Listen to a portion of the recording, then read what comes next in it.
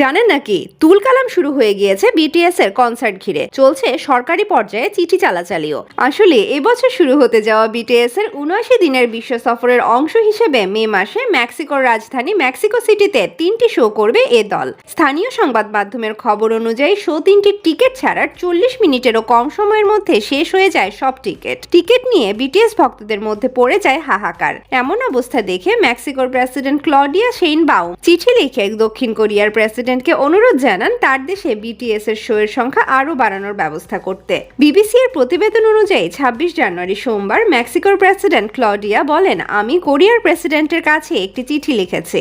আমি এখনো উত্তর পাইনি, তবে আশা করি এটি ইতিবাচক হবে। স্পটিফাইয়ের তথ্য অনুযায়ী মেক্সিকো হলো কেপপ বিশ্বের ৫ম বৃহত্তম বাজার।